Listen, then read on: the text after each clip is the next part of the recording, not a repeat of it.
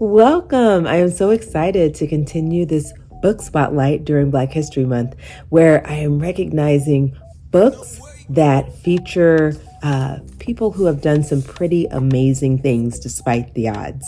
So today I am so excited about the book because it's about someone who loves math. I am a math coach at my school and I absolutely love math. Okay, and I hope that I can impart that wisdom and that love of math to everybody I meet. Well, this individual was fabulous with math, and her name is Raye Montague.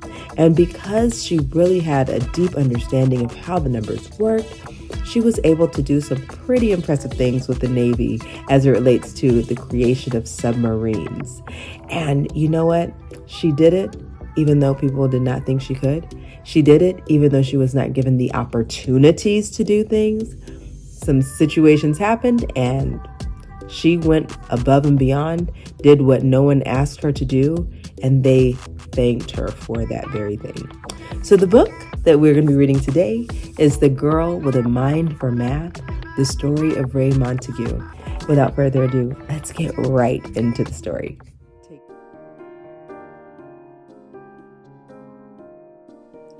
Greetings! In today's read aloud, we will be reading The Girl with a Mind for Math, the story of Raye Montague, written by Julia Finley Mosca and illustrated by Daniel Rieley.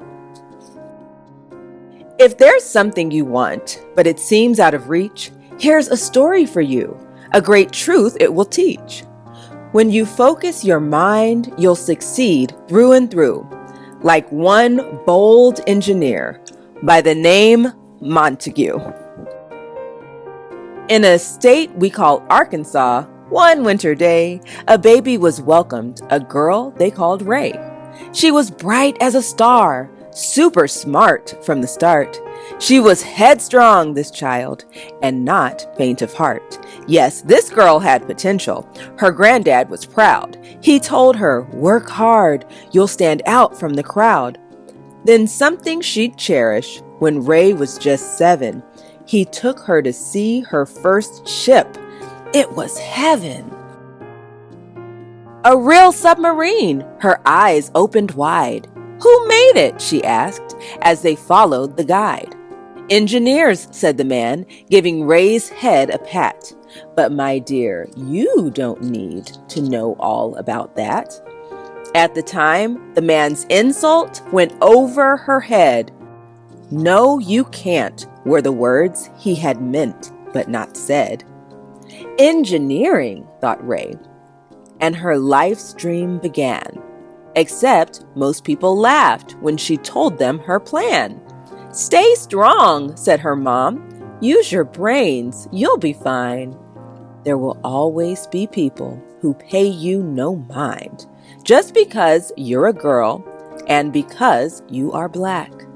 Don't let them or the state of your school hold you back." You see, schools in those days were what's called segregated. The black and white students were kept separated. "That's wrong," you exclaim. It was dismal, no fooling, and worst of all, white kids received better schooling. But Raye studied hard. She had grit, taught herself. She was gifted in math and read books by the shelf. When the time came for college, she knew what to choose. She'd learned to build boats, but she got some bad news. Engineering's not taught to black students, they said. Her heart hit the floor. I'll take business instead. She'd learned what she could, and she'd learn the rest later. Their rules were unjust, but that school wouldn't break her. Raye finished with honors. Oh boy, what a smarty. She said her farewells. There was no time to party. I'm off to a place filled with history's greats, the capital city of all 50 states. Now, finding a job, it turned out that took time. She looked and she looked. Raye was not one to whine. Then it must have been fate. At least that's what it seems. She was hired to type where they built submarines. The Navy. That's right. Oh, but hold all your cheers. Ship designing was only for trained engineers. So she watched as they worked, and she learned every task, even studied computers by night in a class. Then her big break arrived. The whole staff got the flu. Raye did all her work, and the engineers too. Her boss was in shock. How? He exploded. From memory, said Raye, and with that got promoted. Life should have been swell, yet that wasn't the case. Her boss treated her poorly because of her race.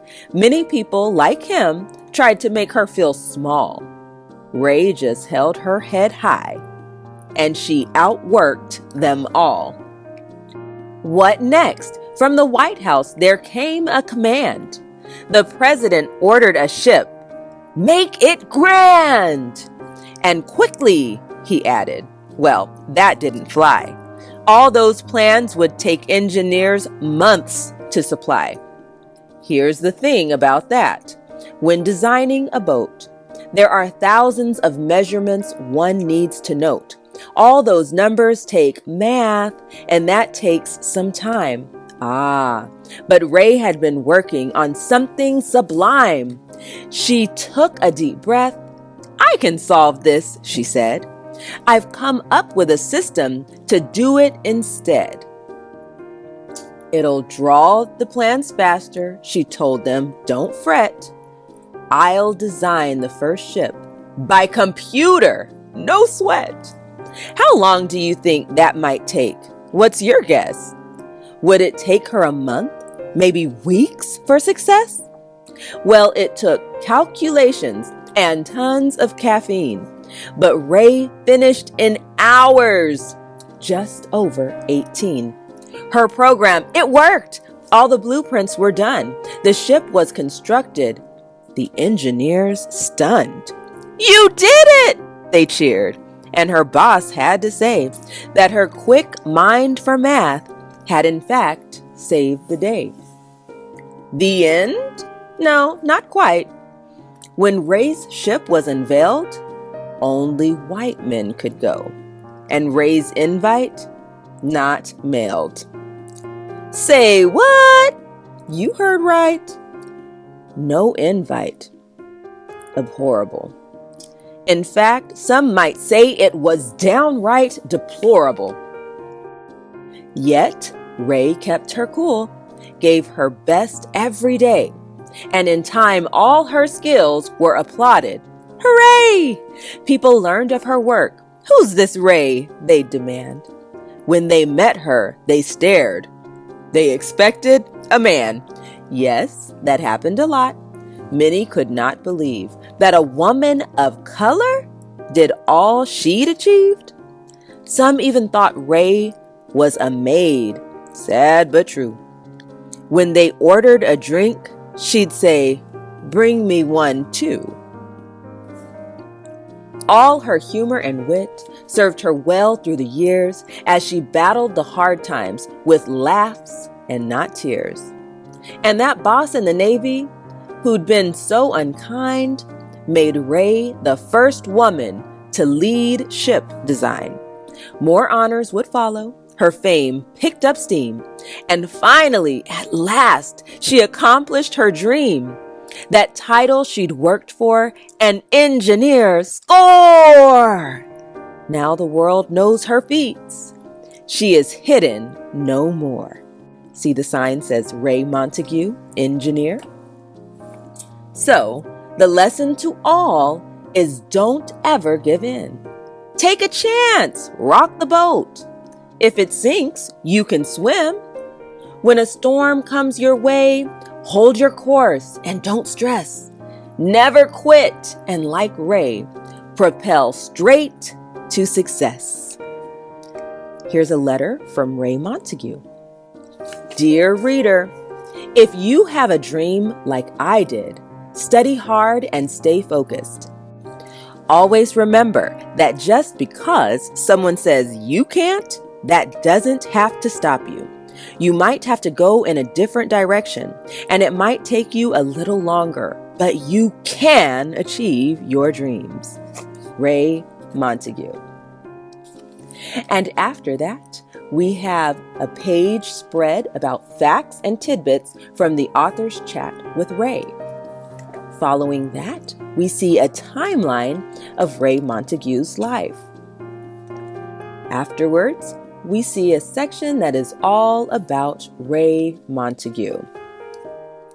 And finally, we have our acknowledgments and our bibliographies.